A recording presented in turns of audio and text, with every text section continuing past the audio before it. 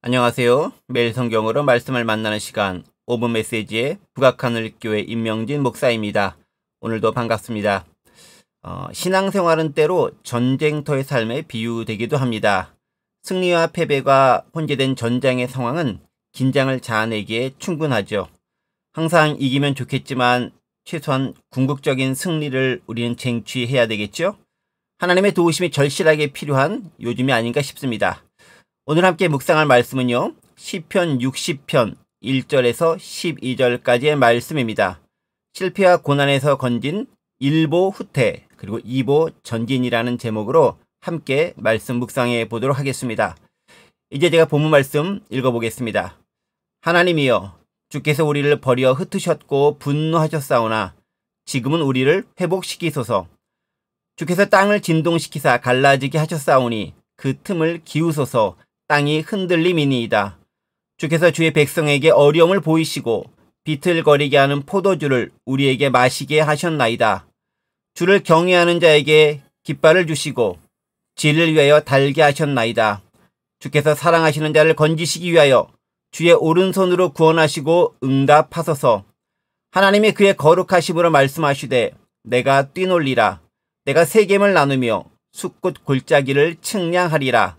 길르앗이 내 것이요 므낫세도 내 것이며 에브라임은 내 머리의 투구요 유다는 나의 규이며 모압은 나의 목욕통이라.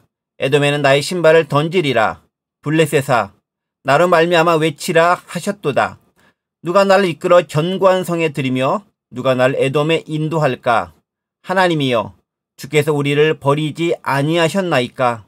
하나님이여, 주께서 우리 군대와 함께 나아가지 아니하시나이다. 우리를 도와 대적을 치게 하소서. 사람의 구원은 헛되미니이다. 우리가 하나님을 의지하고 용감하게 행하리니 그는 우리의 대적을 밟으실 이심이로다. 아멘. 오늘 본문 시편 60편은 그 표제어가 다윗의 교훈시라고 되어 있습니다.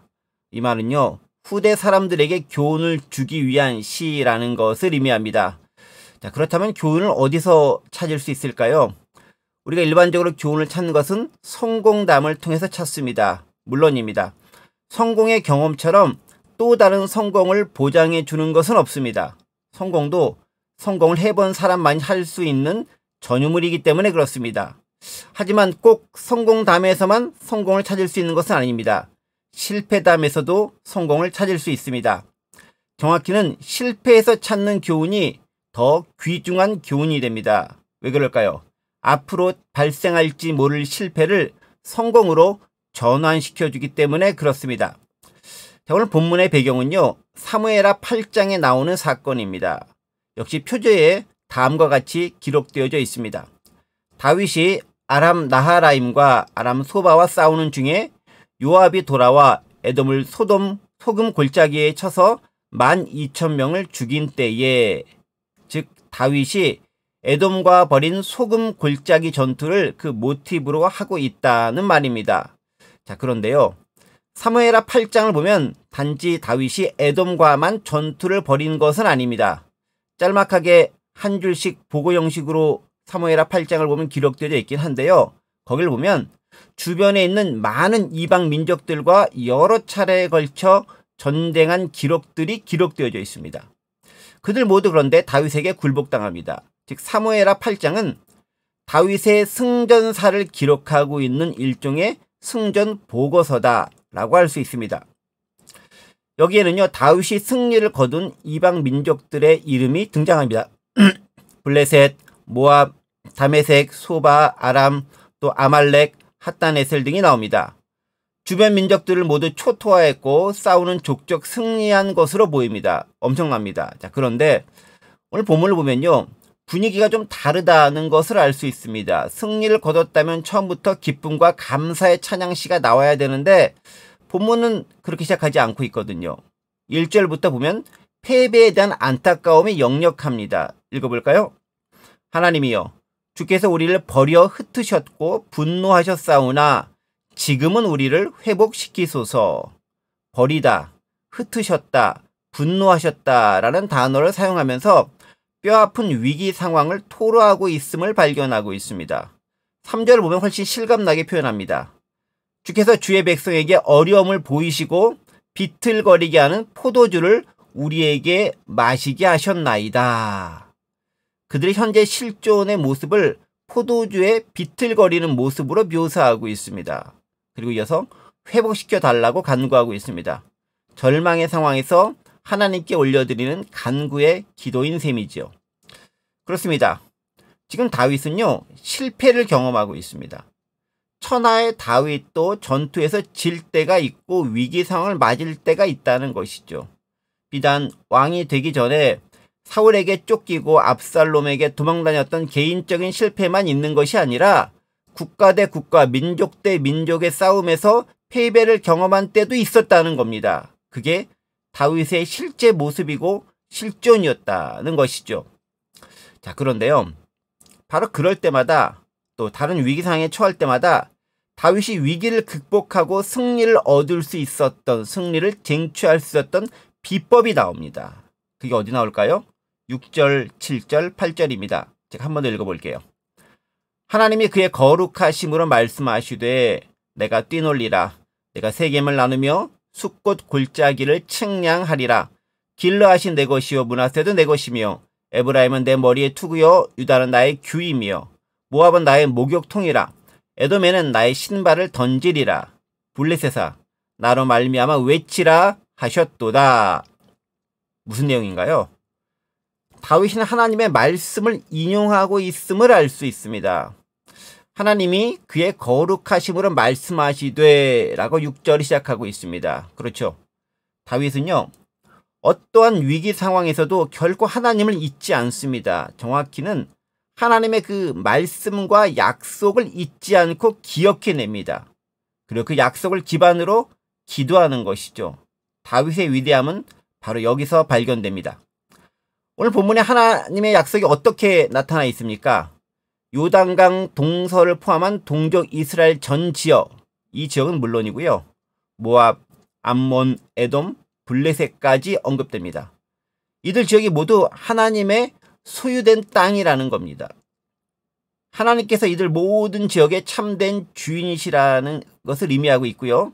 이 곳들을 어디에? 이스라엘에게 모두 위임하시고 허락하셨다는 약속의 말씀을 기록하고 있습니다.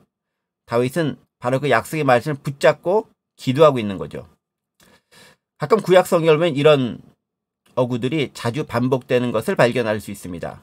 아브라함의 하나님, 이삭의 하나님, 야곱의 하나님.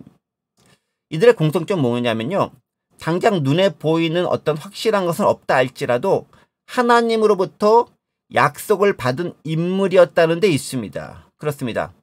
하나님은 신실하신 분이시기에 약속하신 것을 반드시 이루어 주시고 지키십니다.